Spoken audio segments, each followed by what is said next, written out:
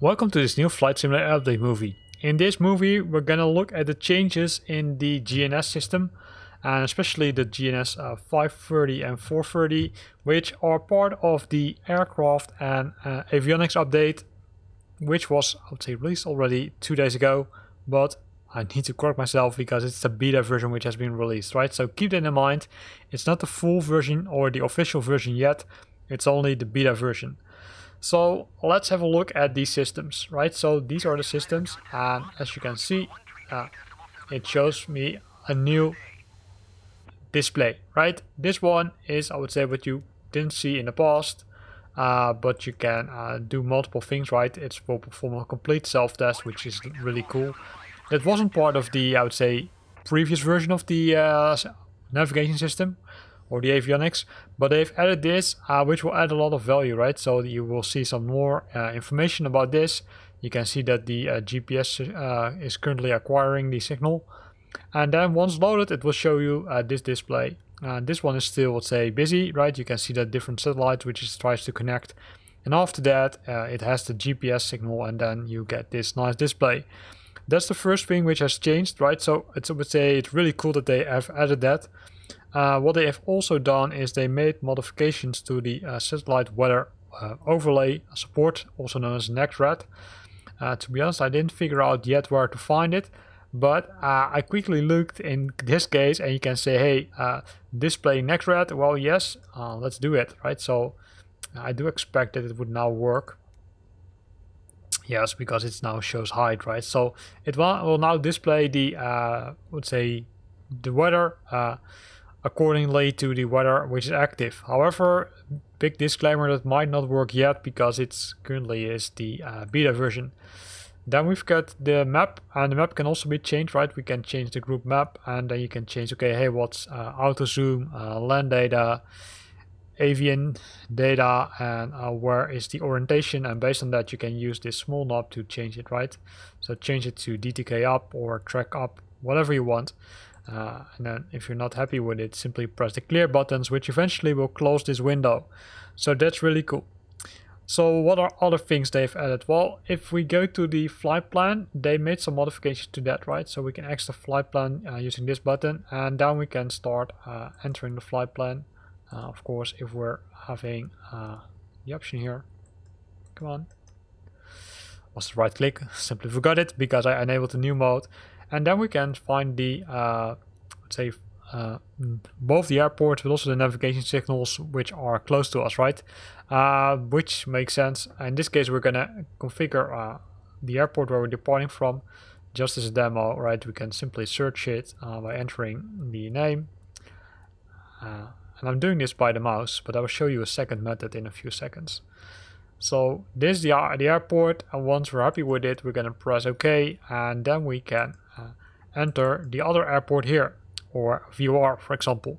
So what you can do now is with the option, and I was just trying it, but it doesn't work yet. What you can do now is you have a second option, and I can't show it because I would say it's how do you say it? Then it will reset the view in my case. But there's now an option to enter the navigation beacons, but also the airport, etc., using the keyboard. That's supported for the waypoints, navigates, and direct tools. It's not supported yet for the airport. I thought it was also support for the airport, but not really. But that's cool, right? So you can now use this nice method, and if you go to the menu, you've got different options like selecting the different approaches, but that's not really new because that was already there. CDI, also not new. VNAV, the VNAV did receive a massive update because in this case, keep in mind that there are several procedures which you can fly to an airport, right? If you would say, okay, hey, let me do the approach or the arrival. You have the AirNav approach or arrival, and that one is now fully supported. So if you would select enter here, then we can choose AirNav for For 14, you can see a nice signal here where it shows, hey, it's GPS, so that's good. So we're gonna hit enter here, and then these are we can select the vectors, and then it will show you the AirNav here, and it will also show you, hey, do you want to activate it now, or don't you want to activate it? Well, in this case, I want to activate it, and as soon as I've done that, the approach has been added here. But that's not, I would say, really special. The special thing is that it also will now, I would say, follow the VNav and LNav if you set it up correctly. So that's cool, right? In addition to that, what they have added is the advanced flight plan support, including support for complex departure, arrival, and approach procedures. I think that was just one of the things which we already looked at. And they also show the correct real unit limitations, no radius to fix, heading, or some intercept legs, right? And that's what you also see here now, is that it will show you some more information as previously, because that was not the case, right? Also here's some more information about this. Really cool. Also here the LNAV plus V is shown, which is, I would say, nice. Then the VNav profile calculator page contains some warnings also. So in this case, you don't see a warning, but you once you define this and once you set up the correct things, which I've not done yet, it will show you warnings if there's something or reminders if there's something which you need to do as we speak, or if something is really wrong and you need to take action. So that's where this new status page is for. So again, cool to see. What do we have else? I think customizations which they've made. Those are, I would say, where are they? Which brings me to this one, because they didn't mention it, right? So you can switch the VNav messages on or off, right? So by default it's set to off, and you can switch them to on. So keep that in mind, that if you want to show those messages, you need to go to the VNav page, then hit enter, and then say, okay, hey, VNav message on or off. So keep that in mind if you want to use that functionality. But where was I? I want to show you something different. Let me hide these pages and then hit menu, and then you can configure multiple other things like data fields on or off, which will show you this, or you can say, hey, data fields off. Then it will hide it, right? So it will, I would say, fully use the display if needed. Then here we've got the different things like the flight planning or the fuel planning, the trip planning, the density, etc. Is there something we can change here? Yes, there are multiple things like the units and positions, what they mentioned, right? These are the customization options, as they call it. So you can customize the aircraft depending on your requirements using these nice options. So simply go to the aux page, which is over here, and then use this small knob to navigate to the utility and the setup page where you can change these settings.